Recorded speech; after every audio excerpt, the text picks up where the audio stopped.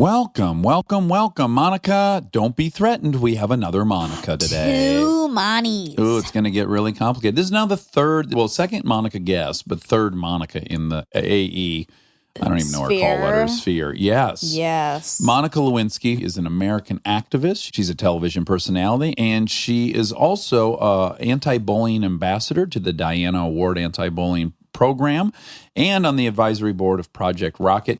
And, of course, she is here specifically because October is National Bullying Prevention Month. And so she is making the rounds to spread the word on that, which is a wonderful thing to bring attention to. And this is just an incredibly wonderful interview. It is. With tons of honesty and vulnerability. Yeah, emotional openness. And I admire her a ton. Me too. For sharing her experience and her story in hopes that other people can feel good. It's incredibly better. brave. It is. But this is just really one of the more beautiful conversations we've had, and we thank her a ton for coming in. So please enjoy Monica Lewinsky. We get support from Quince.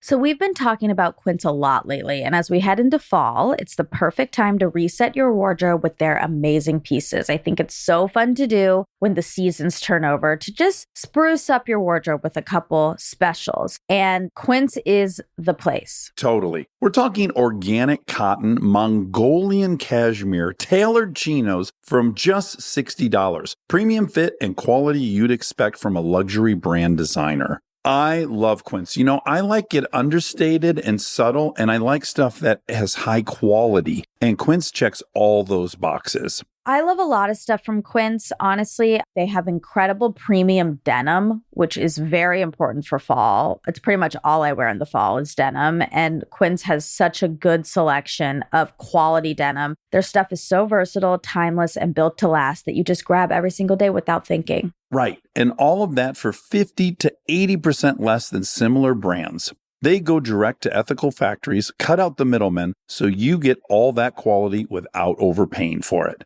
We love that. And they do way more than clothes. They have bedding, cookware, bath essentials, travel must-haves, same deal, and great quality. Upgrade your everyday. Download the Quince app for app-exclusive offers or go to quince.com/dax. Get free shipping on your order and 365-day returns. Now available in Canada and the UK too. That's QUINCE.com/dax. This episode is supported by Helix. All right, let's talk about something we both really care deeply about, sleep. It's the most important thing. I've had my Helix mattress for years now, and I genuinely think it's one of the best investments you can make for your home. Mine still feels just like it did when I first got it. Well, that's the thing. It's not one of those mattresses that caves in after 6 months. These things are built to last. And, you know, I'm a side sleeper. I ordered a side sleeper, and I get hot, so I have cooling. And I can't tell you how much more comfortable it is to be in there not sweating and tossing and turning. Cooling is really important. I've read that you're supposed to sleep a little bit cold. So I also have cooling. And they have over 20 models, so it's not a one-size-fits-all situation. You just go take their quiz, and they match you to what actually works for your body. Plus, they've got cooling upgrades, which heading into summer, non-negotiable. Truly. Go to helixsleep.com/armchair for 20% off. That's helixsleep.com/armchair for 20% off. Make sure you enter our show name after checkout so they know we sent you. helixsleep.com/armchair. He's an armchair expert. He's an armchair expert. He's an armchair expert. Now, I do wonder, when you're like just asked benign questions, I feel like I would at this point, if I were you, would be just always looking for the little bit of leadingness of it. Like, do you feel generally, like, do you have your guard up on some level when you're just conversing? Like someone's probably going to try to lead you somewhere. I think it totally depends. So if I feel comfortable in a situation, like right now, I feel comfortable. So I came in, I felt comfortable with Monica. And by the way, am I like the first Monica? Monica Potter. We've had Monica Potter. Yeah. I was thinking I was not in the attic though. We did a live show with her. So in the attic first. Monica. Okay. Yeah. I've become good at reading people, which I think most people who end up as public people end up having to be. Yes.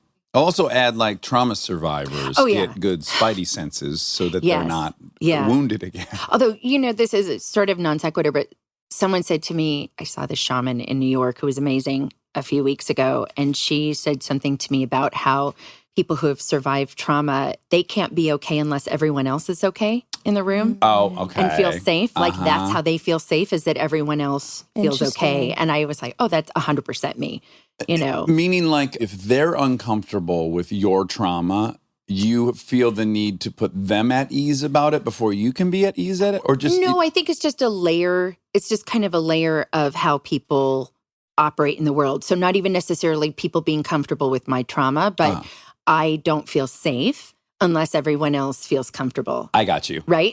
So some people might come into a situation and think, okay, how do I need to feel safe in this? Like, here's what I need. Do. For me, it would be, I need everyone else to feel okay in order for me to feel safe in a situation. Because for you, is fear really contagious?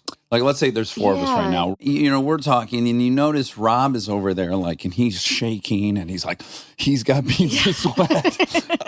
Are you going to take that on, or are you going to go, oh, just he's going through something, God knows what? I totally take it on. Like, I went on a job interview once where the person who was interviewing me was more nervous than I was. And so all their nervous tics started coming out. And initially I was reading it as sort of this person kept scowling and I was like, oh, fuck, I'm saying the wrong thing. I'm never going to get this job, And then eventually I realized, oh, these are nervous tics, So I thought, okay, so now I've got to make this person feel comfortable. Yes.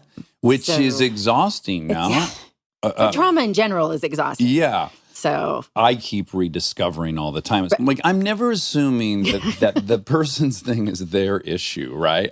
It's got to be all about me because the whole world is about me and I'm at the center of the universe. But I most You're in often, the solipsistic club? Yeah. Got a jacket. So 90+% of us walking around are solely thinking of ourselves and we're responding to our own thoughts and fears. And the other person isn't really even in the equation, other than that they've set off this, dominoes of fears in that person, right? Like, it takes a very healthy, confident person to feel that way. I just aspire to have that feeling all the time. Right. We can just take people's really behavior for what it is, their behavior. But I think I don't know if this will make sense, but so I had to do a lot of work over the years around my relationship to material things, like hoarding. I'm not real hoarder, capital H, but sort of, I like to joke, I had clutter from my decluttering books. I mean, so it's just, and I worked over the years with somebody who has a background in psychology, and it's been an amazing process to sort of see as things have changed for me, things I'm ready to let go of. But I had this one experience where I was helping friends of mine move because they were remodeling. And it was like, why do you have this case of unopened, ball jars for jam that you're going to pay more money storing than you could just buy it again, But I was like, no, we have to keep those, and broken things and all those things. And so I had this experience where I was able to, I could see, because I had no attachment, I had no energy towards these things, how easy it was for me to think about letting go of them or categorizing them in that way. For lack of a better word, be objective about the whole thing. And so, and I think as opposed to my own shit, which I had a story about everything and had to tell that story. And I think that kind of reflects in a way what you're saying about just those two very different positions. Yes. Your material stuff, both Monicas could maybe bond on this. Monica has shared with me that when life is feeling particularly chaotic or out of her control, a very simple act she can take control of is finding something she likes, paying for it, taking it home. Am I explaining it correctly? Yeah, I can in that moment have the thing I want when there are other things in the world that I want that I can't have. Sure. So it's just a quick way to get some control. It lasts for like an hour and then it goes away. But then you get the do you do the return thing? Because then you get a whole different set of like chemicals of the return of like, it's like losing weight. I just lost 5 pounds. Exactly. I actually don't do that because I'm late. I'm like too lazy to go back to the store. So then I'll return them for you. Okay, great. This is a good solution. You have to wonder if some brilliant economist could actually put a number on what part of the economy is just servicing this cycle for people. No, like it's true. Buying and returning and all that. Yeah. So an example would be I had every single article that I read for my master's thesis. Like I kept everything. Even if I didn't cite it in my paper, I still had it. Yeah. And that was really connected to sort of all the anxiety I had around people thinking I was stupid. You know, and so it was the safety or all these books that I bought when I was in graduate school that I never fucking read. Yeah. You know, and it was like uncreased on the thing. But look, I'm smart. I'm not a dumb bimbo. Yes. And eventually in the last few years, I was sort of in a place where I was like, oh, I actually don't really need these anymore. Which is fascinating. Yeah. So I think I had read in one of those decluttering books about that we keep things because we're afraid we're not going to be provided for in the future. And so that was really interesting to me too. But I agree that the shopping high or the control aspect of it. Yeah, I don't think I've thought of it that way, but that would 100% be me. I feel like a twin to you after telling that part of your story because I have somewhere in our garage huge milk crates of every single story I wrote in college, like every essay I wrote and all the research and everything. Similarly, because I have a big hang up about I'm not dumb and everyone thinks I'm dumb. Okay, you're not dumb. I'm just going to tell you. The other day, though, I said, it's not rational. So Einstein could come out of the ground. He could ascend and tap me on the shoulder and go, you're the only person that's ever been as smart as me on planet Earth. I'd still need everyone's approval. Right. You can't bring logic to bear on a fear of being dumb or any of our fears, really. I mean, I guess there is some cognitive behavioral therapy steps you could take, but just in general, your fears aren't rational to begin with. I think there's an element of healing and shifting that kind of happens, and then maybe you're ready to have somebody help you try to alleviate that fear. Right. I agree that I don't think just because you have a fear and somebody sits down and says to you, oh, you really shouldn't have that fear anymore, that's going to now abate. But I also think, too, that, that there are a lot of fears that come from how I describe it. I don't know that, my trauma psychiatrist would agree, but I mean, I sort of think with trauma, it's like we kind of each create our own file folders. We make our decision on how we store like traumas, right? So you and I could have the same traumatic experiences, but we might file them in different folders in different ways, right? I think you see this with siblings a ton. Yeah, exactly. Yeah. And so I think sometimes what happens too is that we'll sort of see that top fear. We may not even recognize in ourselves that actually it's connected to all these other fears that have happened. And so it may seem illogical to someone else, but it's really not to us because it's based on these other experiences we've had too. So, but it's like geology. It's just another layer on top of another layer on top of, before you get down to the foul ingredient, you know, there's so many other things in between there. Right. So you grew up here, roughly, right? Brentwood-ish. Oh, I was born in San Francisco. And then I was raised here in actually Beverly Hills. Okay. And then my parents divorced and my dad moved to Brentwood. And What age were you when they divorced? I was 14. I don't know that there's an ideal time. I would say, though, that I am grateful to have gone through it at 3 because I didn't long for my dad or pine for him. I was like, I don't know, he wasn't here, still not here. It didn't really bother me. But I would imagine at 14, when your life is the most turbulent, you have new hormones, people are dating, people are getting attention for things, maybe not an ideal time for disruption. It was more painful in some ways for me because I think I lived with an illusion of how I wanted my family to be. I mean, by all kind of markers, I had a great upbringing and wonderful parents, and I have an amazing younger brother, and never worried about a roof over my head or food on the table. So very privileged that way. But I also think that my parents are two wonderful people who were not a great match. Right. And that was pretty evident. Pretty hard to be around, but I think also pretty self-evident. Even now when people meet them, they're kind of like, how were your parents married? But they both bring great things to the table. Your mother was an author or is an author, and your father was or is an oncologist? Yeah. So actually she was an urban planner before she had kids, and then she became kind of lead parent. And my dad is still a practicing radiation oncologist. In his story, there's a lot of talk lately about inheriting trauma, which is starting to get more and more compelling. The first time I was here, I was like, oh, what are you talking about? But now, and it's getting more compelling. But I don't think it's irrelevant that your father is first generation of a family that fled Nazi Germany as Jews and then went to where, El Salvador, somewhere in South America. Well done. Okay, and then came here. So so he came here at 14. Right. So he had to have inherited from his parents a very realistic fear, to your point of not having enough in the future, that you might not have enough in the future. And even worse, you might be having to escape someplace in the future. Like once that's a part of your worldview, I don't know how you shake that. I think, too, probably the way it also really shaped me was the kind of Germanic background. And I think the kind of German Jew identity, it's like you're German before you're Jewish. Right. So where other cultures, your Jewish identity, you may lead with that. There's this, I'm probably going to botch it up, which you can fact check. I will. Monica. You're allowed to make mistakes here, just to let you know. Yeah. I'll do them. I was like really authoritatively saying something. You'd be like, she's wrong. Mistakes are encouraged.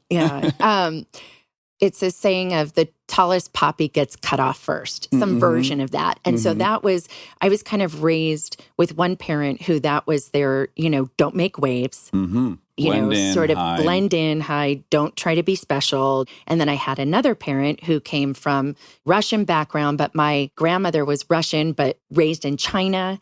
And then my mom was actually raised in Tokyo, and my aunt was born there. So I have this very eclectic family background. And I think from my mom's side, it was very much about trying to find your specialness. Adventure and discovery. Yes. And she lost her dad at a very early age. So she was 15. So both my parents had these big life changes at 14 and 15. My dad moving from his home country of El Salvador, where he was born to German parents, and my mom losing her dad when they were living in Tokyo. It was kind of always these conflicting messages, which really played into my self-worth and self-esteem that was low. Have you, from a young age, been what we would just label generically as a romantic? Are you good at whipping up fantasies and living in a fantasy? Yes. In the last few years, it's just started to become really clear to me around a lot more brokenness that I had from much younger years, which makes sense as to why I sort of already liked a boy in kindergarten. Right. Yes. Yes. That's something I feel like we have in common, is that I was very early on, very active in my pretend, my imagination, the roles I was playing, and obviously to escape things that I was not enjoying, and prematurely very interested in girls. Lost my virginity at 12 in 7th grade. Like always very sexual, always into falling in love. Like for a 7th grade, I was listening to Psychedelic Furs over and over again and all the new wave music. And I just wanted to be like run over by a steamroller with love. No, I mean, I think very much for me, it's been, especially the last few years, has felt a bit like Memento, where I've just gone, well, why would I have made those choices at that point? Like, that makes no sense for a 14-year-old to do that. Right. So there must have been something before that. And then it's kind of like, okay, but I was also doing that at this age and this age and this age. And why when I was 13 did I have a boyfriend that I broke up with because I thought it wasn't real because we didn't fight? Right. You know what I mean? But it's also, I think, I don't know if this is your experience at all, and I don't know if you have trauma in your background, Monica, but... No, we have some scheduled. Okay. We'll lend you some of ours. Monica has trauma. Monica was someone trying to hide her identity desperately in a mostly white community of Duluth, Georgia. And there was hard stuff. I don't know. I've never thought of it in the terms of trauma before. But there's always hard stuff. Everyone has hard stuff, I think. But I think Planet having Earth, that third dimension, actively try to downplay who you are from the get-go is very stressful and traumatic. I do, personally. But I'll let you decide. I'll get back to you. So this notion like, this isn't real. We're not even fighting. Is that either modeled on your parents' relationship, which you were observing, or are you watching movies by which that's the high water mark of being in love? Like, where does the notion even come from? Good question. Probably both. I think both. There are a lot of behaviors that I engage in which drive me crazy. And even when I think they like, I've therapized this out, I'm not going to do this again, I'm more mature. And then you catch yourself and you're like, wow, here we are again. I'm doing this thing that I thought I would never fucking do. and I'm doing it. Yay me. But I think the other part of it that comes with that, which is interesting, and I don't know if you've experienced this, which is there's sort of that side of you, which is sort of stays with it or is tenacious or doesn't give up, which can drive you crazy in certain situations. It's also the thing that saves you. It's also the thing that's part of your resilience. Oh, yeah. And so that, you keep showing up, you get out of bed, all of those things. And so I think that's where it's one of the things in this last stint with the therapist I've been with for the last 5 years that she's really gotten me to see of sort of trying to recognize, all these things that I would beat myself up with, that there can be this side which has helped me survive. And so I need to hold both of them. And as much as I may disdain some aspect of one thing, I have to respect the other too. I totally agree. I think all your character defects are the opposite side of a coin of some virtue you have. And I'm just always trying to minimize the downside of these attributes and kind of, bolster the good sides of it. Fantasizing and creating fantasies, I think for me, it's a way to regulate your emotions because you're not comfortable in whatever emotion you're having currently. And so when you engage that gear to go into Peter Pan land, it's a way to correct your own biochemistry in your brain. Yeah. And so it's like a very useful survival-y thing to do, I think. I think underneath everything with some sort of fantasy is actually hope. There's this strange alchemic combination of emotions one has when you have to survive something painful, whether that's just a breakup or world public humiliation, which is sort of you need a little bit of denial. You've got to have a little bit of resilience, but then there's also the pain that you're feeling. So I do think that sometimes what can happen is that it is a self-preservation mode that some part of you recognizes, I actually can't contain this much pain in this moment. I have to chop it up into little pieces. Or disassociate or do something. Yeah, exactly. And I want to make one statement because often I'll say this way too late. So generally this would have been a great preamble, which is you and I will talk about things today and we will talk about our shortcomings and our failures. And we will attempt to explain how they came about, which is in no way to excuse anything that you or I have done that's regrettable. So I just want to be very clear to anyone that's listening that we're on a path of this is how we got from A to C. Right. This is by no means saying we have no culpability in arriving at C. So, absolutely. But I just wanted to say that. No. I'm glad you did. I think that's really important. I think what becomes challenging for us in sort of public conversations is that you'll have people using the same language for two different reasons. 100%. And so I think you could have somebody who might come out and say whatever they're admitting to, and they're really trying to help people understand. And it's a part of a process of owning their culpability. But you can also have other people. Bullshit excuse. Yeah, exactly. 100%. Sort of like PR people. Yeah. And I think we're living in times where whether they realize it or not, people feel that. They sense that. They don't quite know how to identify it, but I do think we see that a lot. Yeah, and in fact, did you happen to catch this episode of This American Life entitled Spine? Oh, I have the name of it right here. I know the show, but I haven't heard this episode. Okay, so the creator It's called Get a Spine. Get a Spine. I thought you said spy. Spy stuff. I love a good spy book. We thoroughly recommend everyone listen to it. It's called Get a Spine, and the show creator and runner of Community, Dan Harmon, who was later fired from his position, not for these allegations, but he was fired. He gives an apology to a woman he sexually harassed for like 3 years. On his podcast, it's like 9 minutes long, and it's 7. It's 7 minutes long.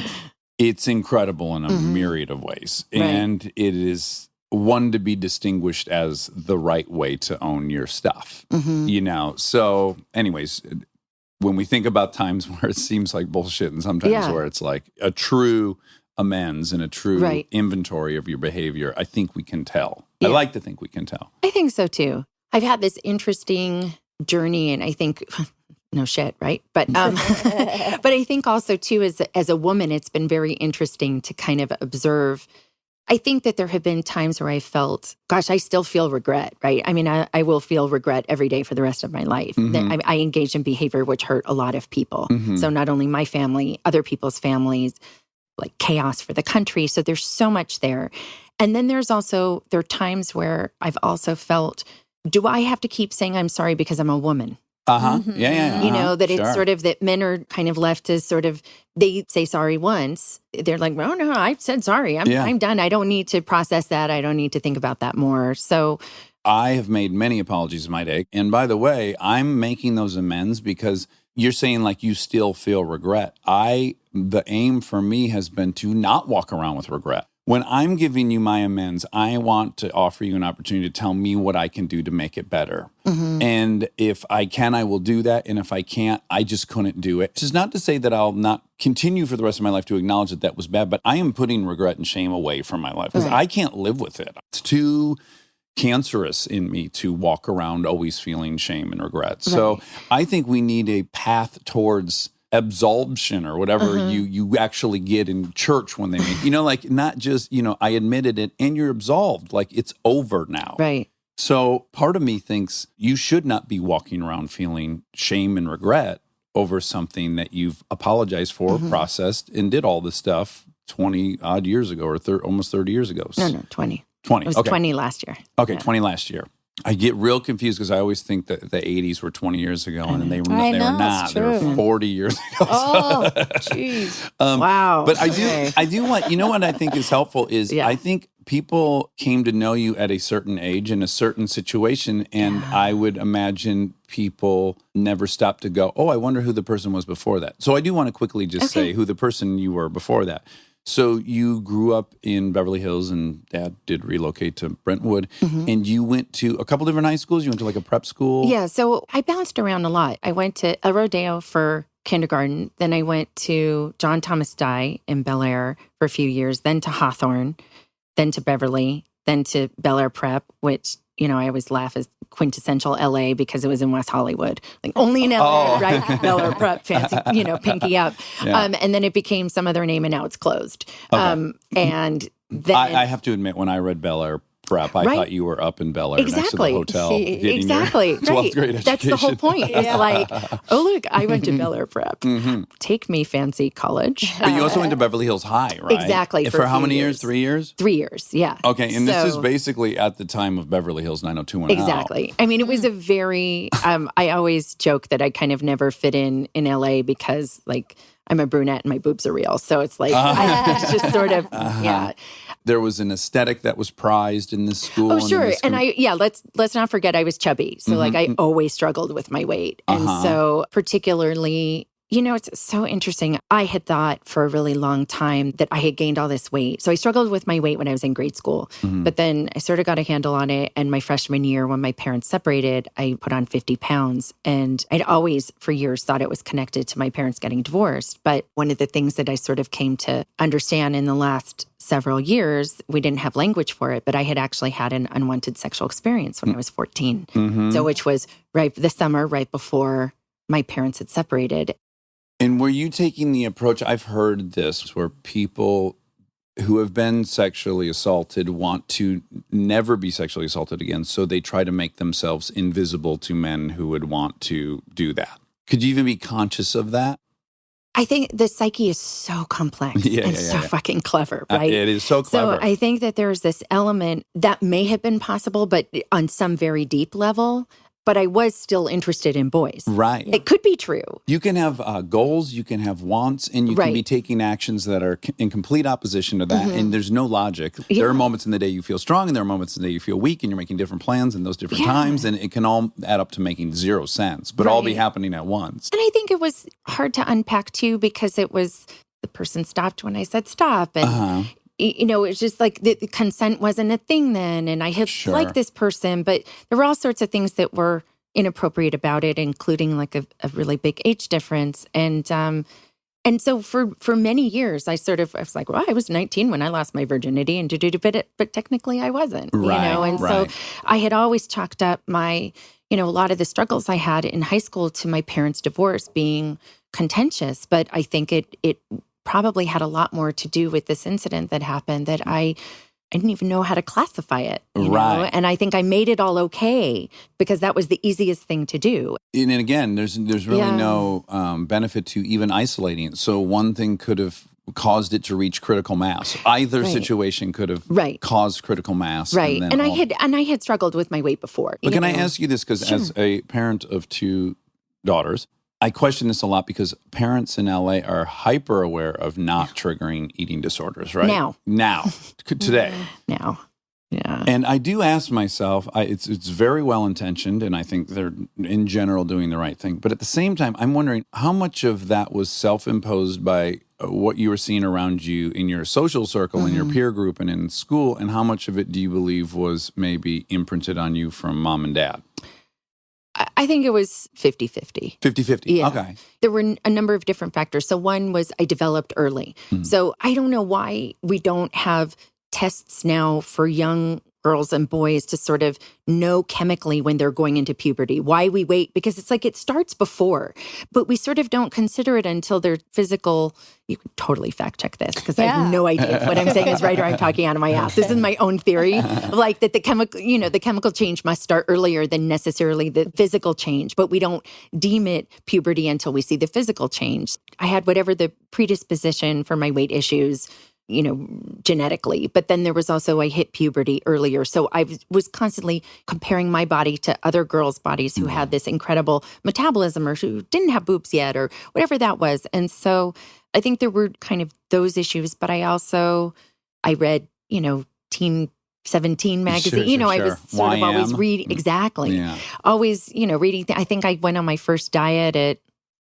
maybe 11 or 12. Yeah, this is so brutal. It's so hard. It's heartbreaking, though. It is. It's heartbreaking because it's like, why can't we just have that message of we're okay? Like, we're okay however we are. Stay tuned for more Armchair Expert, if you dare. This podcast is brought to you by Squarespace. We've talked before about Rob building our website on Squarespace, and I bring it up again because it's a perfect example of what they do well. Rob had all the pieces, the content, the vision, the ideas, but he needed something to actually take all that and make it public-facing, and Squarespace was that bridge. Maybe you're in the same spot. You've been developing something, a business, a skill set, a body of work, and it's been private. It's been yours, but at some point you're ready to put it out there, and that transition from private to public can feel like a huge leap. Squarespace makes it feel like a step. Beautiful templates, built-in SEO, email campaigns, scheduling, analytics, everything you need to go from I've been working on this to here it is, come find me. All in one place, no code, no stitching together a bunch of different tools. So if you've been sitting on something and waiting for the right moment, this might be it. Head to squarespace.com/DAX for a free trial. And when you're ready to launch, use offer code DAX to save 10% off your first purchase of a website or domain. Thank you to our presenting sponsor, HP, for supporting this episode.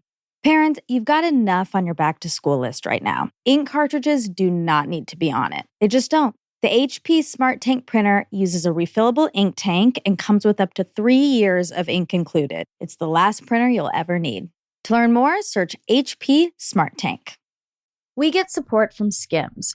Oh man, do I love Skims. I've been living in the Skims lightweight cotton collection all summer, and I have to tell you, getting dressed has become so easy. I just throw it on. It just feels right immediately, whether I'm grabbing coffee or I'm on the couch all day or I'm out, even going to dinner. The cotton is so lightweight and breathable, which in this heat is a non-negotiable. The cotton jersey t-shirt, I just need everyone to know about this one. This one hugs in all the right places. It's very soft and it still looks and fits the same after months of washing, which is very hard to do, I feel, with t-shirts. I've been wearing the black cotton jersey t-shirt with basically everything all summer long. It goes great with any pattern skirt or shorts or pants. I mean, anything, truly. I believe that's probably my favorite piece from the cotton collection, but they also have great lightweight cotton thongs that are so comfortable and they're cute. That is a very, very hard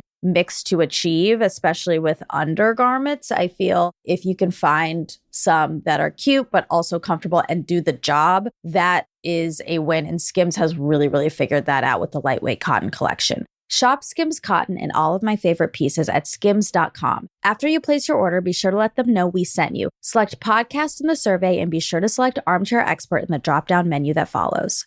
We are supported by Auto Trader. All right, if you've been putting off car shopping because it sounds like a whole thing, buying your car online on Auto Trader makes it way easier, really. You can shop tons of cars online, compare prices, check financing and trade-in options, all from wherever you are. And if you want to start online and go to the dealership for a test drive, you can do that too, really. What I like is the flexibility. Start online, finish at the dealer, or the other way around. Your info stays with you, so you're not starting the process from scratch. Plus, you're working with local dealer listings, so you've got real people helping behind the scenes. And when you're ready, you can pick up your car or have it delivered. Really. Buy your car online on Auto Trader. Really.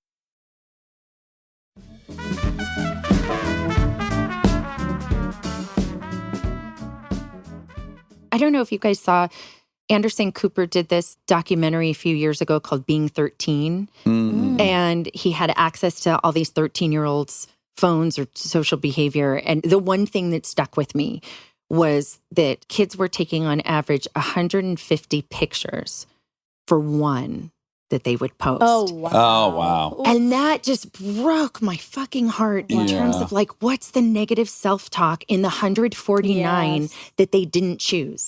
You know, and that's like, you know, so I mean, I think we see this kind of, it's a strange thing now where we've got parents who are so much more aware, right? Aware of kind of not body shaming their kids, aware of trying to teach them nutrition in ways that are healthier. And at the same time, we have all sorts of other social aspects which are creating those problems that are making them even worse. It's multifaceted at the very least. Now, you and I share something that's very rare. I don't know that I've interviewed anyone that we both have associate degrees from Santa Monica College. Okay. So, but you ended up transferring, or after you graduated, you went to Lewis and Clark in Portland. What I loved about Portland was I think that was where I feel like I found myself as a person. So I don't know if it was a combination of kind of now not living at home. I'm in another city/state.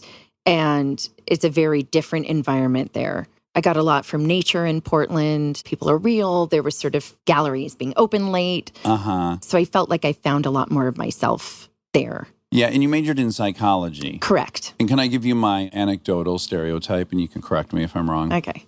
I found most of the folks in psychology were people who like just desperately needed some therapy, Right. and were like really needed to figure out what was going on in their mind. Yeah. Like I think I just observed that it seemed like many people that were drawn to that major were like, probably needed. Up. I can say it in a non-pejorative way. Yeah. Exactly. Just very interested in their internal life. For all my friends, Actually, it was probably more in graduate school. So my graduate degree was in social psych. And I think I saw, maybe because I was older and now had all these crazy life experiences, but I saw more experiences in graduate school where I was both learning and self-analyzing, of just understanding. It's like, oh, a threatened identity. Oh, okay, I experienced that. Or, power differentials and, so many different kinds of biases and understanding things. I'm sure there was some part of me that was interested in psychology because I was fucked up. You needed some healing, and hopefully you would figure out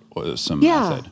It sounds interestingly to me, just from what you've told me about your childhood and whatnot, that you are both confident and insecure. Is that 1,000%? Right. I was always lucky. I mean, I think I went through some periods when I was much younger that I didn't have friends or I was bullied a little bit. But by and large, I've always been good at friendship. Right. I've had friends, but I think particularly where men were concerned, I was very insecure. Yeah. Was there a mental trick you did where it was like you were insecure, yet you were somehow outgoing towards men? Or were you afraid to even approach men? I think it was probably a strange combination of moments where I would feel bold, but then my insecurities would regulate how I responded to reactions or to things that happened. Did you had boyfriends in college, I assume? Yeah, Up in Oregon? but You can also just go, I don't understand why you want to know about my boyfriends. And no. No, it's just complicated. I think part of me, the self-conscious part of me is like, wow, I kind of sound like a big loser in this podcast. No, oh my God, no. Not at all. Dating's already hard, but... Well, I can just say personally, I had this body dysmorphic view of my whole being. And yet I was so outwardly confident, and I would talk to any girl and I would get them laughing. You know, I did all these things that are really counterintuitive to how I felt. Right. But then my trick was like, oh, no, you're not going to ever get anyone with this. So you got to lead with this personality. Like, if you're going to snag somebody, you got to get out there. Yeah. And you got to have a bullhorn of charisma, or you're not. Now, mind you, I wasn't accurate on either assessment of my how attractive my personality was or how unattractive my physical was. But it was a weird paradox of feelings versus my behavior. Yes. You know, that was how I was, and kind of goes back to that, you know, don't stand out, be special. So I think there was that was kind of always the dichotomy of your parents, kind of always impacting my behavior that way. But I had experiences where the popular boy would like me in high school, but then I also had experiences where somebody basically worse than standing me up kind of left me standing outside a theater because he saw his friend and walked away with his friend and didn't come back. And I was in a heavier phase, and his mom had later said, oh, well, he was embarrassed to be seen with you, which is just like this. And just laid it out there. Yeah, I'm a teenager. So, I mean, it just, so that's, you know, but that's kind of that fertile ground for when several years later, I think, when I was in DC and getting this kind of attention from somebody who, I'm not that girl. I'm not the homecoming queen. I'm not the girl that the guy likes. I'm the friend of the girl that the guy likes. Like, that's me. Yeah. Yeah, he's the ultimate prom king. Right. Of the world. And so I think there were a lot of reactions and behaviors I engaged in because there was a part of me that was like, oh, this is what that girl is supposed to do. Because a lot of times when you're not that person, especially when you're younger and your brain's not fully developed and you haven't had life experiences, you want to be that person, right? Sure. So, well, again, you have a broader romantic narrative you're spinning, and then for that narrative to work, the characters within the narrative have to act a certain way to hold up the story. Right. If you do have self-esteem issues, it's not like people walk around with self-esteem issues and think, oh, I'm so happy I have these deficiencies, right? Like, you basically, on some level, you're kind of always looking for something to plug that feeling, to assuage it. Yeah. So when you got this internship, did you have any interest in politics? Or were you like, oh, this is just an amazing adventure, who wouldn't go take this? Well, I was a psychology major, and it was a combination of a number of things that I ended up in the internship. One was we had a family friend whose grandson had done it the year before. I'd never even heard about it. Right. So he said, oh, I'll be happy to give you a recommendation. I worked a whole bunch when I was in high school and college. And one of the jobs I had was selling men's neckties. And I had a customer who had worked on the Clinton campaign, who then was now hired. And so he also was somebody who recommended me. And then I wrote an essay about how, as a psychology major, you study the mind of the individual, and the White House is the mind of the country. And so I think that also had an element. So I really wasn't interested in politics, aside from the kind of cursory level, like, oh, an election is happening. But there's a monkey thing that happens, right? Like a primate thing, which is that we are aware of status at all times. Oh, sure. And that is the pinnacle of status. Like, that building is the most status-laden piece of real estate in America. It is. I'm very affected by, like, the aesthetics of my environment. And so one of the things that I didn't expect to happen was to fall in love with the environment there. It's beautiful. There's just this, it's like smells of eucalyptus. Oh, really? And there's just I'm very woo-woo and spiritual. And I didn't know how to identify it at the time, but there's a very special energy there. I mean, yes, it makes sense. Sure, that some of the finest people to ever live have passed through there. Right, and decisions have been made that have affected, millions and millions of people over hundreds of years. Yeah. And so, but I'm always looking at it from the outside. Here's what the cynical side of my brain is always like this. All growing up, I looked at Playboy. I loved my grandpa's Playboys. I hid them in my luggage. My mom would find them. She never shamed me, thank God. Playboy Mansion was it. That's Shangri-La. And I desperately wanted to be there. I got invited at some point. And as I was pulling up, I'm like, wow, look at this place. It's amazing. The yard's incredible. And then I was walking up and I was like, I don't think that doorknob seems to be broken. And then I went inside and I was like, oh, these phones are from 79 and they don't work and no one's washed them. And half the switches don't work. You know, it was this big like shattering of my illusion. Like the place was just in general disrepair and it was kind of grody in there. And I was like, oh, damn it. And so I the cynical part of my brain is like, if I get in the White House, I'm going to start noticing like, oh, they're not really. But I'm relieved to hear that, no, it is a bit of an Eden. Right. Yes. Yeah. I mean, even the fact that it smells like eucalyptus, I can promise you that the mansion did not smell like eucalyptus. Not going to ask what it smelled like that. Yeah. No, it smelled like just despair, if I could give a emotional smell. I mean, I think there were a lot of dynamics that were going on there that surprised me. It was very interesting for me once I then shipped off to the Pentagon. And one of the things I came to realize was how the commodity of information was so different between these two parts of the government. And at the White House, it was, if I knew something and you didn't, that was sort of made me more powerful. Exactly. But at the Pentagon, if I know something and you don't, our boss might be up Schitt's Creek. Oh, so it's a completely different culture. Different, yeah, very, very different culture, and information was valued in different ways. Was it hard to register that you were there at the White House? I mean, you basically teleported into someone else's life in a weird way. It was, I mean, and really it was supposed to be a pit stop on the way to graduate school. So I wanted to get a PhD in forensic psychology and work for the FBI. Sure. But I have to imagine there had to be a period that was totally Alice in Wonderland or something. I think what was interesting for me, too, is that my first trip to D.C. had been with my aunt. And I remember we had passed by the old executive office building.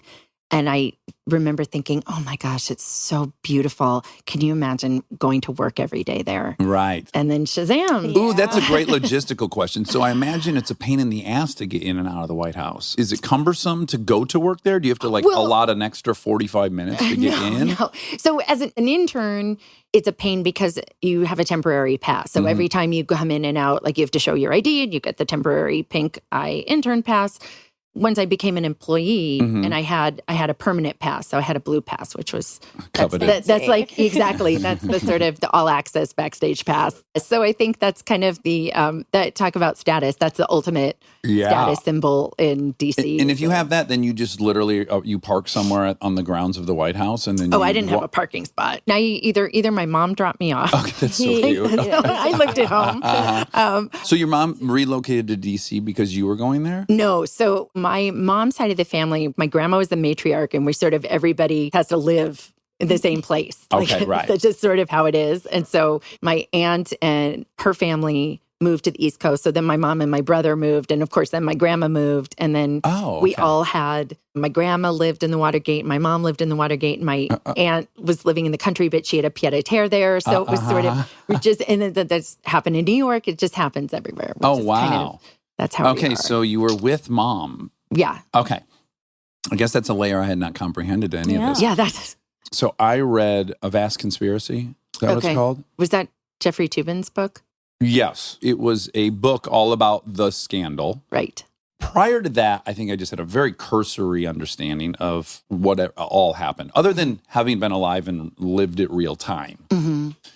I'm a big lefty Democrat. I loved Clinton. I was one of those people going like, this is insane. You can impeach someone over sexual stuff. Like what? So I was so entrenched in that camp. I think that's probably where my thinking stopped on all of it. I also very much real time thought that what was happening to you was horrendous. Thank you. Yes. And so, I was probably predisposed because I was a liberal Democrat to be on the side of you guys, right?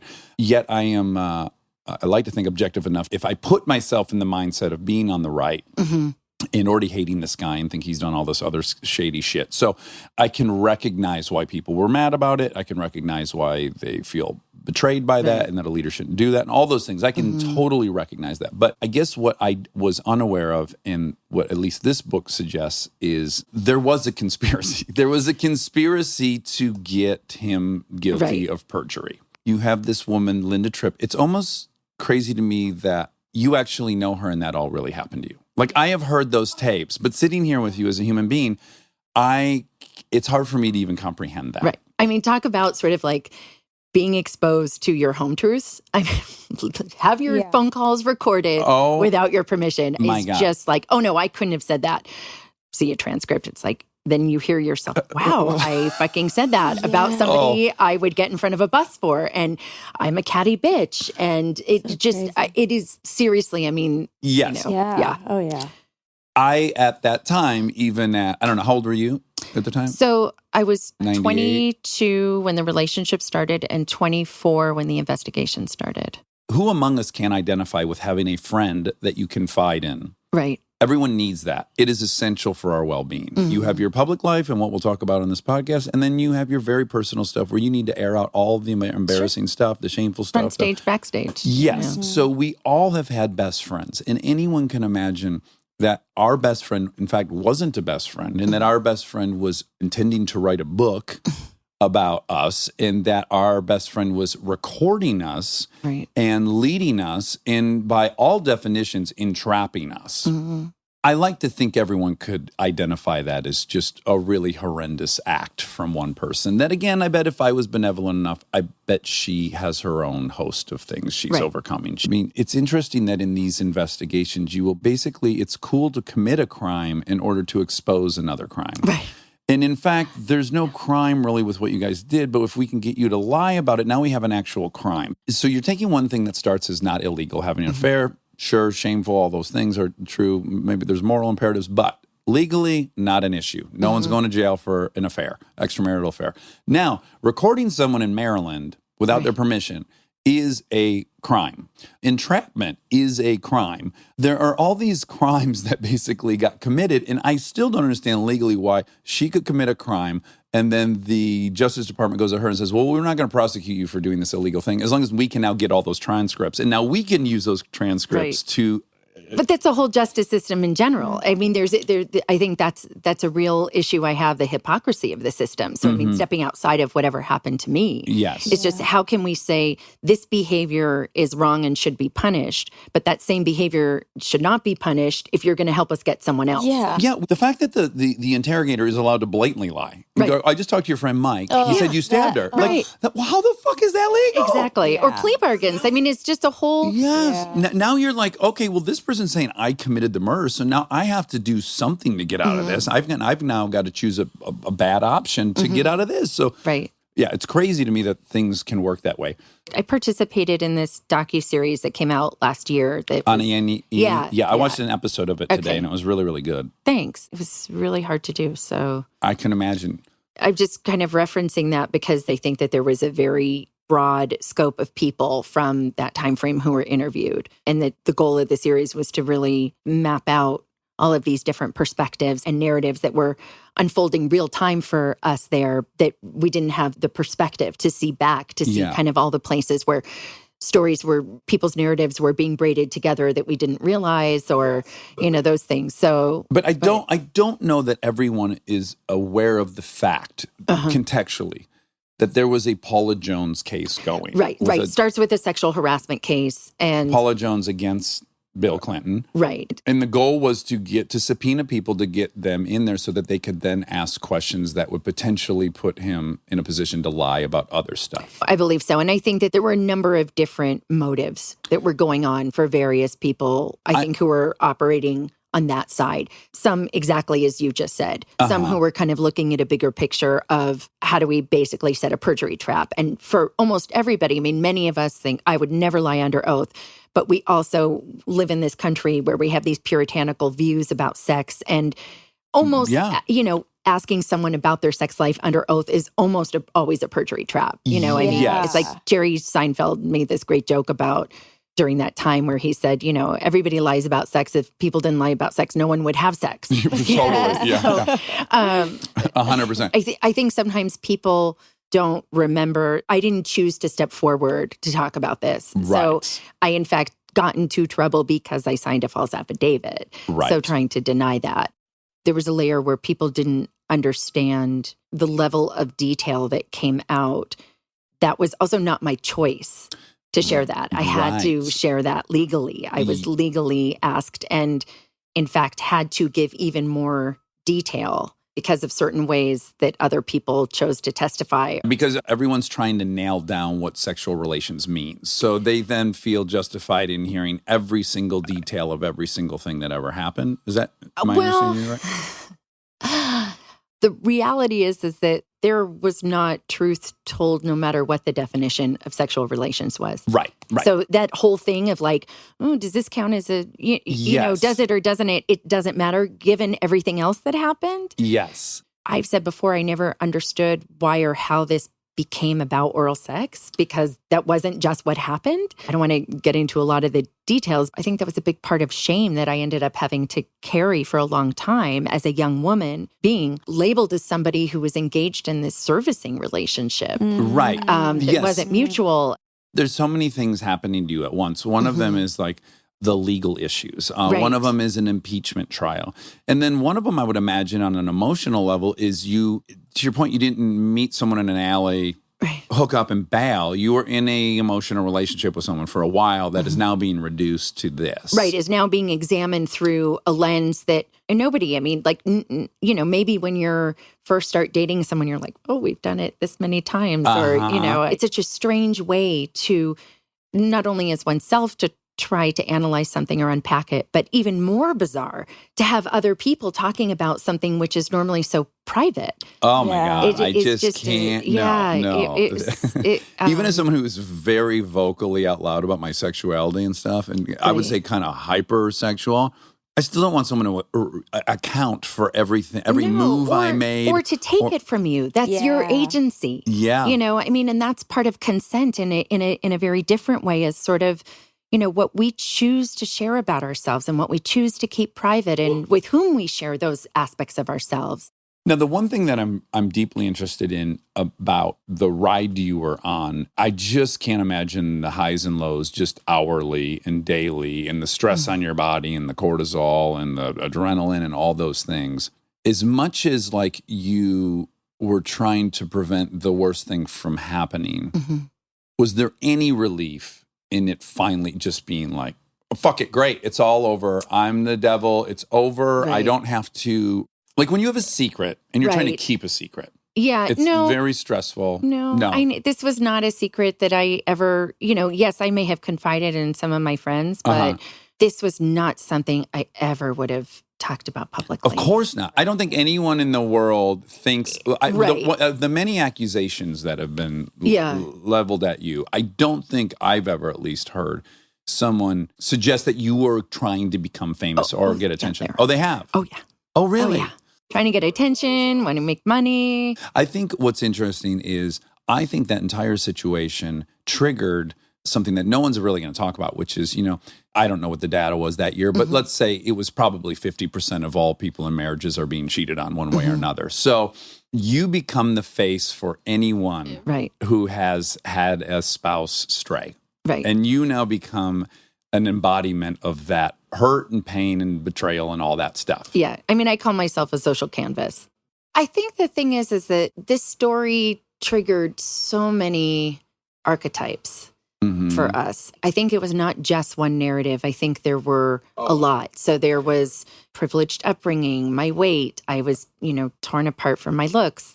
So, I mean, the slut shaming. So whether it, you know, the affair, the fallen woman. So, I mean, we were kind of living in times, I think, where objectivity was just not really present. I mean, I think along the lines, it's interesting to me, people will point out to me now, well, how could people have thought you were dumb? You had an internship in the White House. Right. Well, they did. You know, I was called a stupid bimbo. I mean, I have like serious trauma from when I was in grad school. I couldn't get up and present in front of a class. You know, you were asking me initially about how I judge people when people ask me a question. When I was in grad school, I had such imposter syndrome that anytime somebody asked me a question, I thought that they were actually trying to trick me or to see, did I know the answer? You know, I was afraid to get help writing an essay because I thought it would expose me that I should have known something. Yes. You know, so 100%. You know, this was also it was a really challenging situation, which I don't think we'd even be able to have nowadays. First of all, the cycle is so much shorter, right? So this idea of there kind of being a year-long story, but also because of legal reasons, I couldn't speak publicly. So I was very one-dimensional for people. I was so young. There was nothing else to hang an identity for me on. What had I been before I worked in the White House? A student, a college student. You know what I mean? Again, not to excuse my poor choices, but there were also a lot of people who were invested in making sure that the president didn't lose his job. And that meant that there were narratives that had to be spun. There were stories, and a lot of those people didn't know me. And then there were a lot of people who knew me well, who had no problem engaging in that kind of behavior. So you lived the Scarlet Letter, a prophetical book about how we need to deal with issues of judgment and shaming and all that stuff. And it was a heightened book to make a point. And then what your real life experience was way beyond what that book did. So overnight, obviously, you're on TV all the time. You're, as I've heard you say before, maybe on John Oliver, even if you want to escape and watch a Tonight Show, you're going to then see jokes about yourself endlessly. There was really no escape at all from that.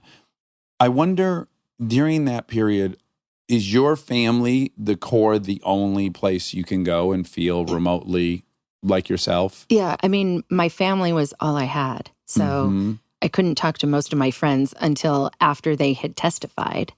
So, I mean, I don't think I would have survived without my family, although I wasn't allowed to talk to my brother. You weren't? No, for a long time. So. What was the reasoning behind that? To protect him legally. Okay, so that he wouldn't be called in to... Yeah. Yeah. And he was a sophomore in college. He was. Yeah. Yeah. And that was rough for him, I assume? Yeah. Yeah. Well, we talked earlier when you just got in here, it was like, there's your own guilt, and then there's the guilt of having affected the other people in your life who you love so much and kind of gotten them sucked into the whole thing. Right. I mean, it's one of the reasons I'm so unbelievably grateful for all the changes that have happened the last few years, is that doctors stop my dad in the hall and say something positive, or someone will have said something positive to Mike at work, and, that alongside kind of whatever history might be told in a class, teachers show my TED Talk. Yeah. So, I mean, that's pretty, it's just unbelievably meaningful for me. 100%. And, and I've got a niece and nephew whom I adore, and they also have my last name. Right. One of the most profound things I heard you say was, I think it was on John Oliver, he said, at any point did you decide to change your name? And your response was, did Bill Clinton have to change his name? Right. Because when he asked that question, I was like, yeah. Go by whatever fucking schlonger. Yeah, that's exactly the name I would have chosen. Monica Schlongschlonger? Monica Schlongschlonger, yeah. But I was on that train of thought. Right. Your answer exposed to me how my first line of thinking will be one that was pretty much raised in a patriarchy, that's what I don't even consider that. Like, of course, Bill Clinton didn't have to change his name. But also, too, I think there's, there were other layers of it, like more logistical complications, like particularly at the time, if I had gone to the courthouse and tried to sign legal papers changing my name, that would have ended up in the press. So then I would have been like Prince, Sally Smith, formerly known as Monica Lewinsky, or so then what? Where would I go? And people I didn't even understand how that works. So I run into somebody I went to grade school with, and I say, well, I don't go by that name anymore. But it shows a ton of resolve. I really think the easier way out would have been to attempt that.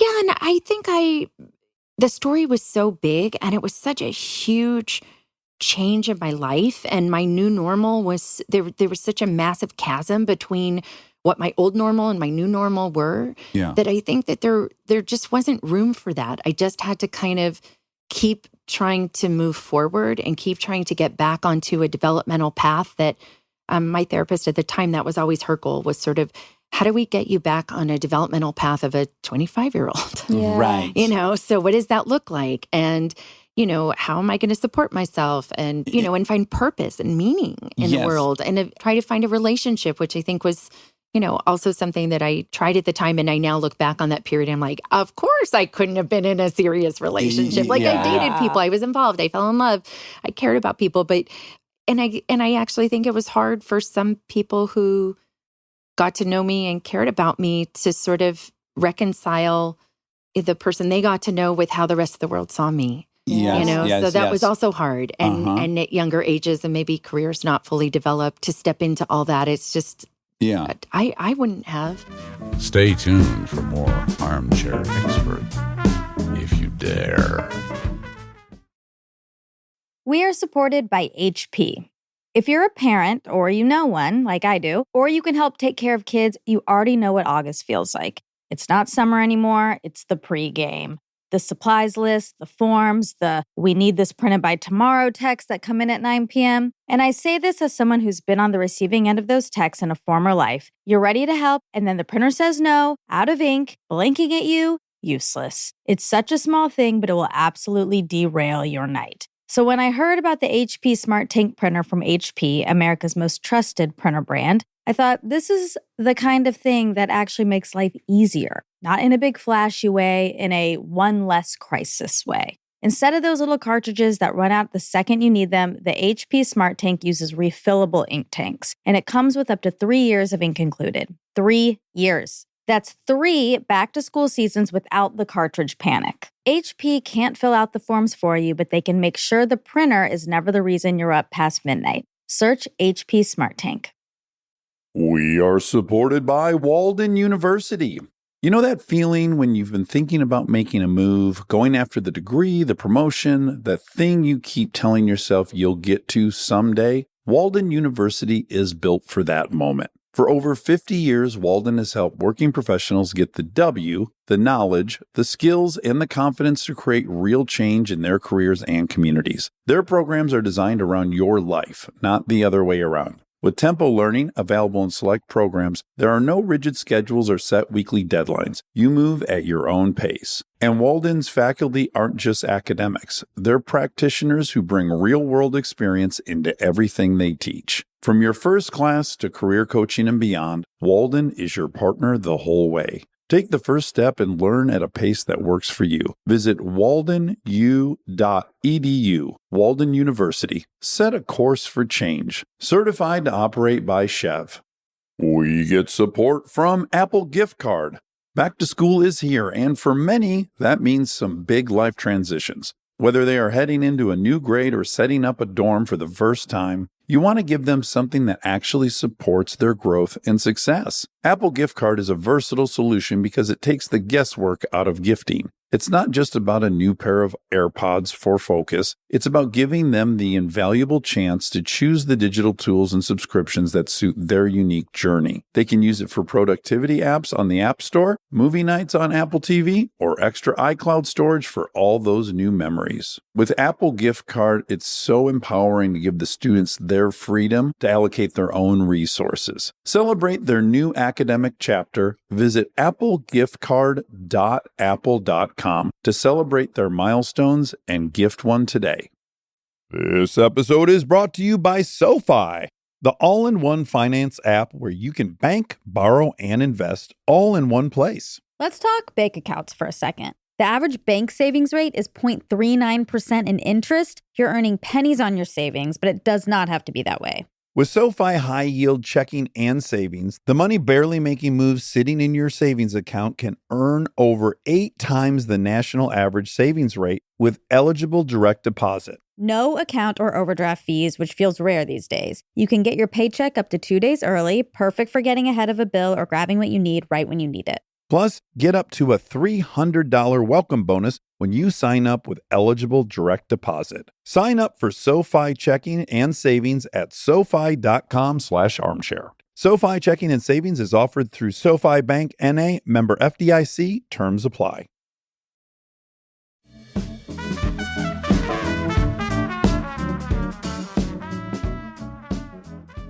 It's not as if what you were being shamed for in public was having had an extramarital affair.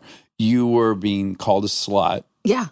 Which you were not. No. Well, sometimes. But yeah. And by the way, what is a slut? And right. I mean, totally right. agree. It's fine to have tons of sex with people. No one should be called a slut. Correct. But you were being called a slut, which Right. no one should be called.